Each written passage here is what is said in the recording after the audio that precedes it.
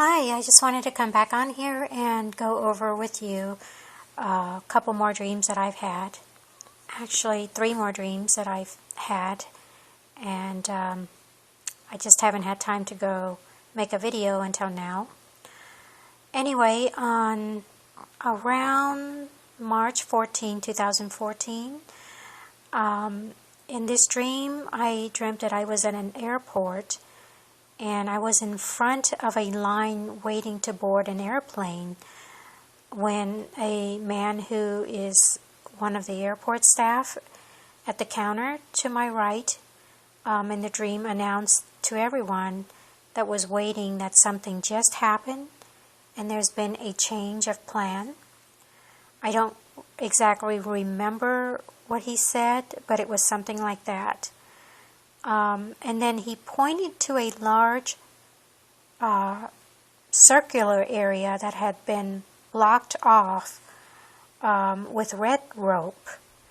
The guy that made the announcement said that if anyone disagree, will have to go inside this blocked off circular area. And then immediately the thought of FEMA camp came to my mind in the dream. And then the announcer had a clipboard and an orange pen in his hands. He told everyone that we had to agree to what the government said by signing the form on the clipboard that he had. And after this, I heard a couple of people protesting and offering their theories as to why something happened. Now, I don't know what that something is, but for some reason, I was thinking the missing Malaysia airline plane, Flight 370.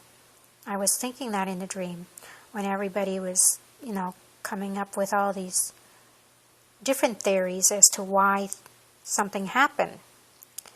And then the announcer, he didn't validate or answer their theories, and he acted as if he was looking for more people to come up with the right answer.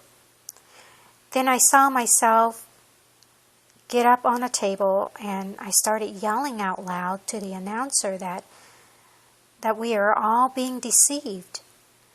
And I said the government is not telling us the truth. Immediately after this, the announcer just glared at me with an evil look, and I knew then that I had discovered the truth. So he continued to glare at me for the longest time, and while he was doing this, I sensed an evil presence about him. And then the dream ended. So that was around, the time of the Malaysian airline that was missing, or that is still missing. So I had that dream about that. And then the day after that, I had a dream on March 15. This was a short dream. I saw a lot of silver platters full of food. And for some reason in the dream, I knew they were for the elite leaders. The servants were bringing in these platters full of food that it was making me so hungry. And after I saw the platter full of foods put on the table, I immediately saw this little girl around the age of, 8 or 9 years old. She looked like she was worn out. She was wearing an old, worn-out dress, and definitely she didn't look like she was part of the elite group of people. I saw her looking at one silver platter, but in this silver platter she was looking at had just one slice of pickles in the middle of the platter. But she was trying to eat something else in the platter. I couldn't make out what it was. And then I saw a fly flying around the platter. And all of a sudden this girl opened her mouth and gobbled up the fly. And in the dream, something told me that she was definitely starving and did not have enough to eat, so she had to eat the fly around the platter. And that was the end of my dream. When I woke up, something told me that this is how it's going to be, or how it might be. I don't remember the exact words. It's just, this is probably how it's going to be. There will be two classes of people, the elite and those who don't have enough to eat. So I believe that was the end time dream that I had. And then one last dream I had was on March 17 of this year. It was very brief. I dreamt that I was waiting for a bus to arrive with a group of people. And I remember seeing one of my sisters, and I'm not going to mention which one for privacy reason. We were waiting for this bus to arrive, but somehow in the dream we were not ready. We were all too busy with our lives. I saw myself doing other things that just did not make me ready for the event, for the rapture.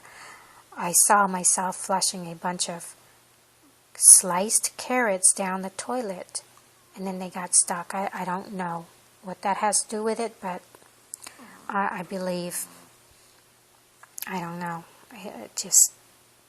It was part of my life that was keeping me busy anyway.